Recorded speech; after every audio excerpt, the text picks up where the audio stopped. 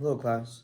So today we'll be reviewing my paper, which is going over how ethnic studies should be implemented in the public school system, including our narratives, curricula, and all around inspired by Paulo Freire's work. And this includes other authors and educational revolutionaries like Henry Giroux and bell hooks. So the title is Rethinking Education Through Ethnic Studies, and we'll be going over some experiences of mine that I felt were a critical point in my life where I knew that ethnic studies would make a difference in so many students' lives, if not all. And it would not matter even if they were, person of color, white, or however it may be. So to introduce my paper, we went over the structure and the thought of critical race theory and decolonization, and in fostering a positive structure of education inspired by Paulo Freire through our public school system, and by implementing ethnic studies, we can go forward as students and teachers to gain from applying critical race theory and pedagogies introduced by Paulo Freire and others like Henry Giroux and bell hooks to become agents of change. To quote a little Paulo Freire here, liberating education consists in acts of cognition, not transferals of information.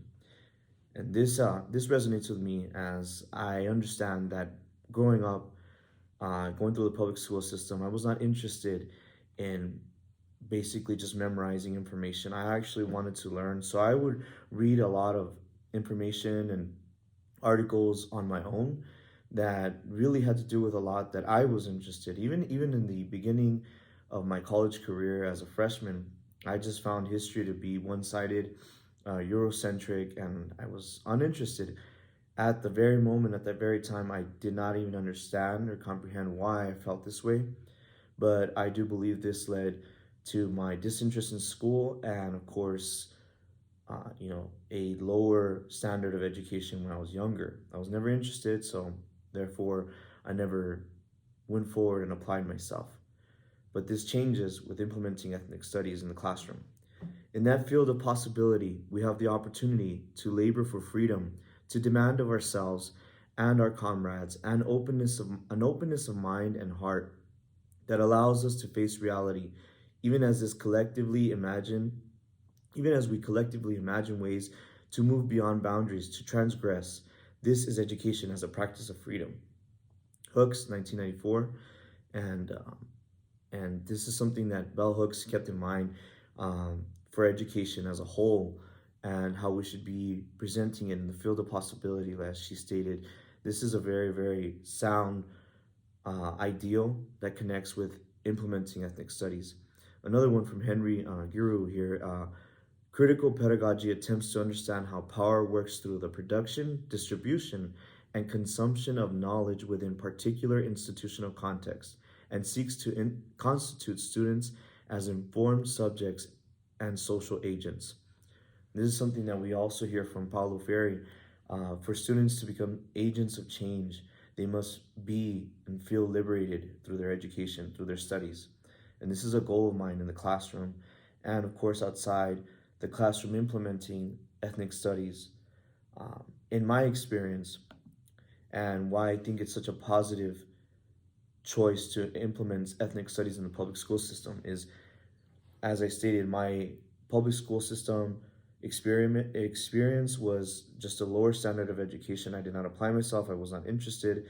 And when I started college, the second time around, I came to find and take courses in Chicano studies and Chicanic studies that really helped me understand where I am in the historical timeline, and what I can do to create change. I was truly inspired by these courses, and it all started back in 2018. In the fall of 2018, I was introduced to Chicanic studies and indigenous studies topics that sparked inspiration and motivation to become an agent of change, which is, of course, adding just to the importance of ethnic studies. In spring of 2019, I became involved in various political organizations, including a student organization at UTEP, here at UTEP, and that student organization is ARISE, which stands for Academic Revival of Indigenous Studies and Education. In this organization, I became president in 2019, so that was a timeline for me. Going to May 2022, fast forwarding to that, and being involved, civically engaged as much as I could be, volunteering for representatives, campaigning, and just enthralling myself fully in the political activism of our city and becoming an advocate for our city. I was finally hired, first paid congressional intern team or internship for summer of 2022. And this internship was with one of the first Latina congresswomen elected in Texas, which is that in itself was significant to the idea of why we need ethnic studies.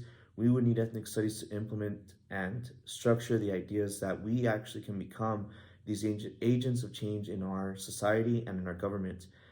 This internship was with Veronica Escobar, and it taught me a lot in reference to why ethnic studies and Chicanic studies, indigenous studies, and all races should be involved in the grouping of critical pedagogies inspired and influenced from Paulo Freire, but including all diverse aspects such as gender and identity formation.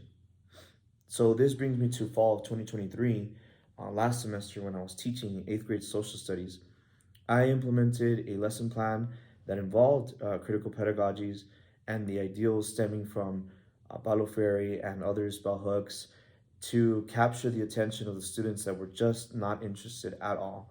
I feel I came to a full circle at this time as an educator, as I began to implement and adjust my lesson plans to include and utilize critical race theory, ethnic studies, and empowerment attributes. I would teach from a lens of seeing and letting everyone else see in the classroom a mirror image of themselves in the timeline of history.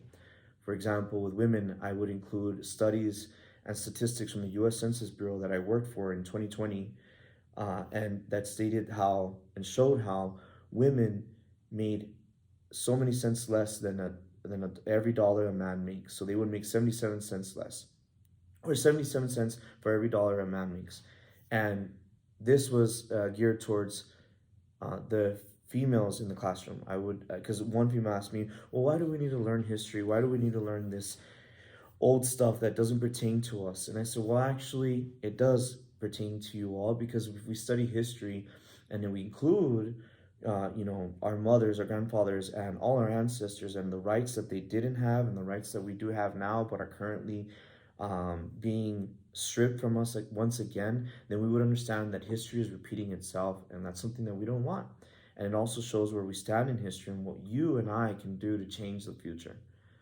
That was a full circle aha moment where I knew that implementing these studies was just vital for our success in our city and our state and of course our country in the US. The primary areas of focus would be critical race theory and critical pedagogy, of course. And in this, we would aim to highlight and challenge the ways in which racism is embedded into institutional systems. We would identify that race is just not an individual attribute, but a social construct that affects people's experiences and outcomes, such as my personal story. I would also involve decolonization, or as we learn, conscientiation, which was coined by Paulo Freire, and explores the historical and ongoing impacts of racism, as well as the ways in which race intersects and with other social identities like gender and class, challenging and transforming the Eurocentric and colonial frameworks that have traditionally shaped educational curricula, pedagogy, and knowledge production. An example, the narratives that we learn in our history books. For example, when I was teaching 8th grade social studies, we learned about the 7th president of the United States, which was Andrew Jackson.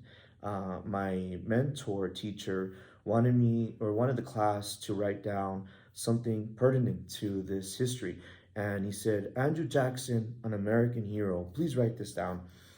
This was the gentleman who created the Trail of Tears for Native Americans, where women and children died because they were moving them against the Supreme Court ruling, much like we have history repeating itself today with Trump. He went against the Supreme Court ruling and made them move to the reservation where many people died, and as we now know, the Trail of Tears.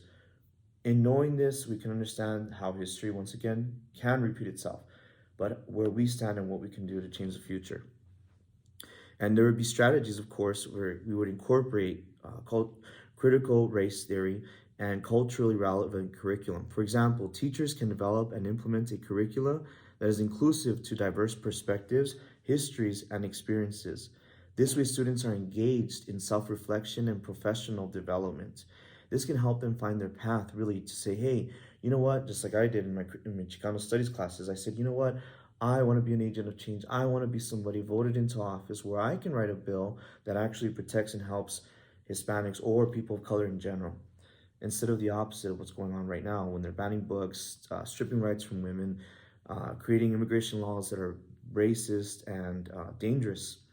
Another way we could get there to implement these studies is implementing cultural studies and its possible impact. The possible impact would be an increased sense of belonging, engagement, and performance would then improve because they can relate to the course content, to their own cultural context, their cultural background.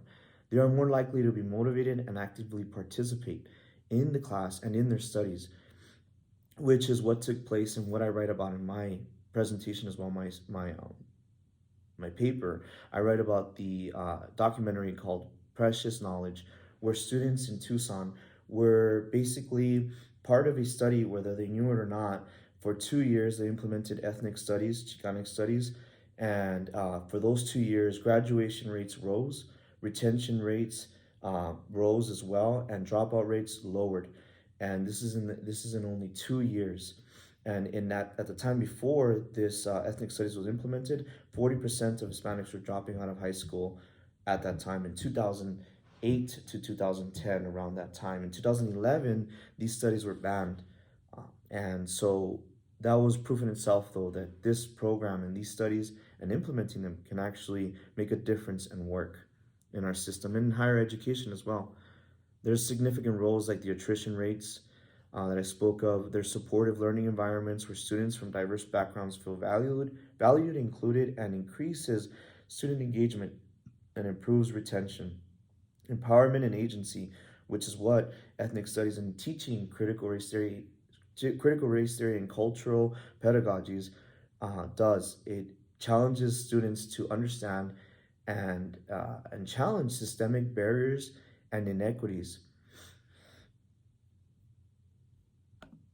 And in summary, implementing ethnic studies with an inspiration and ideal stemming from Paulo Freire, bell hooks, and Henry Giroux, this honest discourse would unmask the critical actualities of the issues of our society, growing the plant, the student, and the teacher alike, while setting the foundations for a brighter future in education and students to come. With never leaving one viewpoint out, we can come to terms with where we stand in the timeline of history and what we can do to change it. Thank you.